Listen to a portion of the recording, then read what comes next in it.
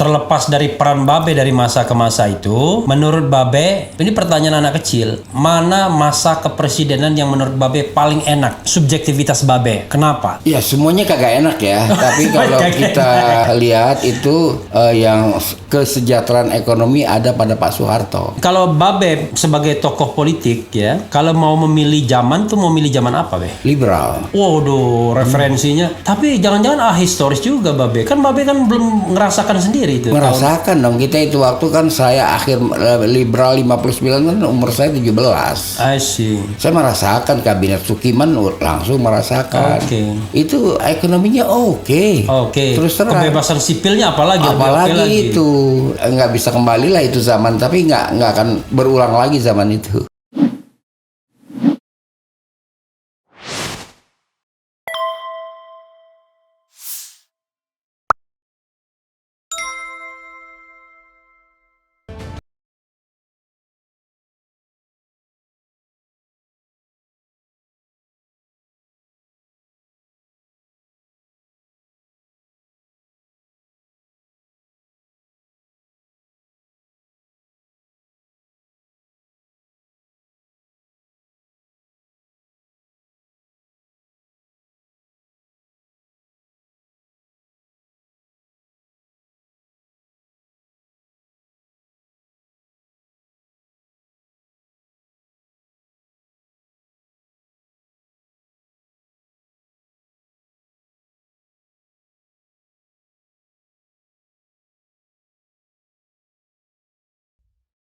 Terlepas dari peran Babe dari masa ke masa itu, menurut Babe, ini pertanyaan anak kecil, mana masa kepresidenan yang menurut Babe paling enak? Subjektivitas Babe, kenapa? Ya semuanya kagak enak ya, tapi kalau kita lihat itu yang kesejahteraan ekonomi ada pada Pak Soeharto. Oh, Pak Soeharto. Kesejahteraan kita bicara. Saya silakan aja, ini subjektivitas Babe. Kesejahteraan, tapi lain-lain saya merasakan ruang gerak Islam sempit waktu kan. Tapi kalau ekonomi oke, Pak Soeharto.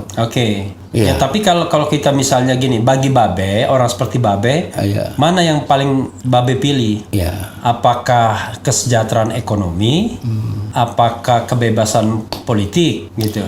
Semestinya sih dua-duanya ya. Kalau kita harus memilih mestinya kan? Dua-duanya. Tapi kan itu nggak berulang lagi masa demokrasi partai. Yang orang melupakan bahwa yang disebut demokrasi liberal 50-59 itu ekonominya oke. I see. Iya, itu yang orang lalai. Memang kabinet jatuh bangun. Tapi birokrasi yang dipimpin oleh sekjen tetap nggak boleh berubah. Dan dia terus menjalankan. Jadi nggak labil pemerintahan, nggak labil. Birokrasi yang dipimpin oleh sekjen dan dirjen. Iya. Jadi walaupun orang partai itu bersilih berganti yang berkuasa, tapi yang ubuk-ubuk di circle atas saja kan? Iya, betul. Tidak sampai nyucuk-nyucuk ke bawah begini ya? Karena dia nggak boleh berpartai. Sekjen ke bawah nggak boleh berpartai. Jadi harus netral ya, seperti di negara parlementer pada umumnya. Misalnya aja Ruslan Abdul Ghani itu dia sekjen Departemen Penerangan, menterinya kan Pak Natsir. Tapi kan Ruslan Abdul Ghani PNI. Betul. Kemudian setelah dia nggak PNS, I see. Setelah berhenti dari PNS, dia berpolitik dan PNI. I see. Nah sekarang kan sama kagak boleh berpolitik tuh, sekjen dirjen ke bawah. Sekjen dirjen departemen ya. Iya, ASN kan nggak boleh berpolitik mereka ya. Walaupun diajak-ajak juga. Gitu. Kan secara formil kan tidak boleh sejak zaman reformasi. Kalau dulu Golkar orang kan pegawai negeri harus Golkar PNS. Sekarang kan tidak boleh berpolitik ASN. Gitu ya. Iya, di atas kertas. Di bawah ikut-ikutan juga kampanye kan? Oh, kemasan lain, konten lain. Oh, biasa itu. Gitu ya. Iya, kalau sekarang kan birokrasi begitu. Tanya ke birokrasi. Kalau presidennya Megawati, pro Megawati. Kalau presidennya Gus Dur, pro Gus Dur. Si ASN-nya? Iya. Birokratnya? Biasanya birokratnya pro yang berkuasa. Oh, I see. Nah, jadi kalau incumbent pasti biasanya incumbent lebih condong didukung oleh. Begitu. Iya. Tapi Faktualnya begitu. Jadi kalau Babe sebagai tokoh politik ya, kalau mau memilih zaman tuh mau milih zaman apa, Be? Liberal. Waduh, referensinya. Tapi jangan-jangan historis juga Babe. Kan Babe kan belum ngerasakan sendiri itu. Merasakan dong. Kita itu waktu kan saya akhir liberal 59 kan umur saya 17. I see. Saya merasakan kabinet Sukiman langsung merasakan. Itu ekonominya oke. Terus terang. Kebebasan sipilnya apalagi itu nggak bisa kembali lah itu zaman, tapi nggak akan berulang lagi zaman itu. Soalnya zaman saya kuliah, bukan zaman kuliah juga, tapi zaman SD SMP kan Orde Baru selalu mengatakan itu adalah zaman liberal, zaman gagal ya kan, ekonomi gagal. Begini ya, di DPRS itu waktu itu kan nggak ada PKI. PKI baru masuk kan pemilu 55. Karena dia kan dilarang kegiatannya setelah pemberontakan Madiun. Jadi aman. Tapi setelah 55 baru. Setelah 55 baru dia.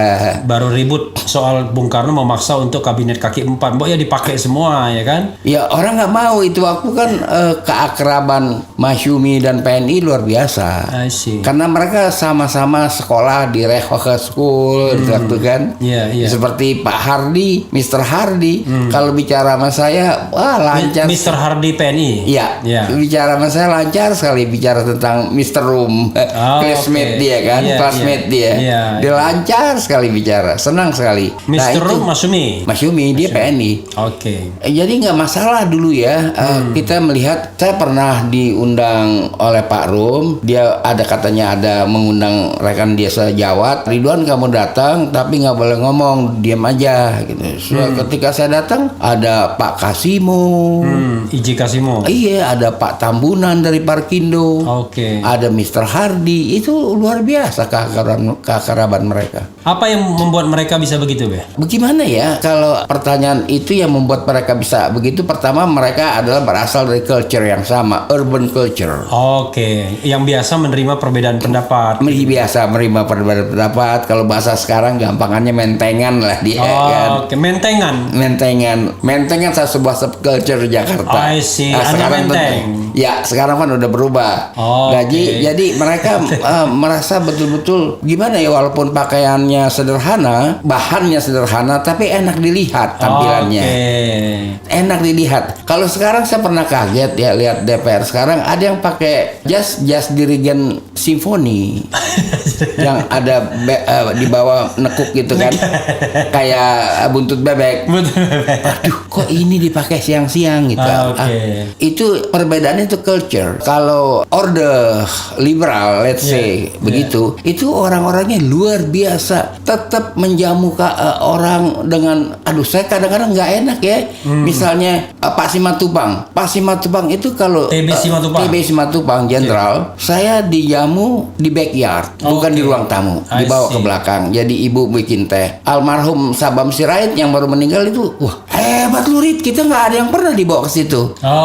Gitu. Jadi itu first class. Tahun berapa itu? Dengan Pak Sim itu tahun 70-an lah. 70-an di backyard. Ya itu. Kalau di sini tidak backyard tapi rooftop. Ya Jadi kemudian misalnya Mr. Burhanuddin Harahap, luar biasa. Ini itunya. Burhanuddin Harahap Perdana Menteri, Masyumi pernah Perdana Menteri. Jadi saya rasakan culture-nya aja berbeda. Saya dengar bukalah pidato-pidato konstituante. Bagaimana nilainya? Kita jangan lihat message dia kan, pesannya. Tapi nilai pidato itu. Penyair-penyair dunia ada di situ kok. Nah sekarang terlihat kalau mereka suka baca. Kalau sekarang jangan ada justa di antara kita. Padahal Bustam dulu ya. Iya, kelas-kelasnya ya. Iya. Saya bicara kelasnya, kelas lagunya kayak itu yang dia rujuk gitu kan. I see. Ya kan kalau misal satu merujuk penyair-penyair besar dunia, ya kan? Kalau lagu klasik ya kan? Kalau yang ini kita tahu udah tuh lagu apa. Dan misalnya gini ya, Refli, kita bicara Pak Natsir. Duduk dengan Pak Natsir bukan soal politik, dia bicara tentang ciptaan-ciptaan Beethoven. Karena dia pandai main biola. Oh, Pak Natsir pandai biola ya? Pandai biola, menguasai. Padahal terkesan bahwa, wah ini orangnya kolot ya kan? Padahal pandai biola juga dia main biola, dia cipta, dia selalu bicara. Kalau sekarang kita ketemu petinggi kan, misalnya di suatu room, suatu tempat, temu dia datang sama kita, ada Pak Ridwan, ada Babe di sini, salaman, tahu dia beragak rokok kantong, seolah-olah HP-nya berdering. Karena kagak betah. Iya, terus dia angkat sambil jalan, Pak sebentar ya, menghindari percakapan. I see. Karena mau bercakap apa? I see. Mau bercakap apa? Kita bercakap dengan tokoh-tokoh dulu, mau masuk di mana? Oke. Begitu. Masuk politik oke. Masuk seni oke. Seni oke, sejarah oke. Luar biasa. Karena kan orang berpolitik itu karena seleksi kepemimpinan yang baik kan. Sehingga kalau dia capai puncak pasti kayak Amerika punya kan. Betul. Kalau sudah masuk senat persaingan seperti itu memang dari bawah kan. Betul. Dan kita lihat juga pidato-pidato senat kan berkelas. Senat Joe Biden juga pidato. Iya. Berkelas. Itu yang saya lihat. Kalau sekarang kadang-kadang baru belajar pidato.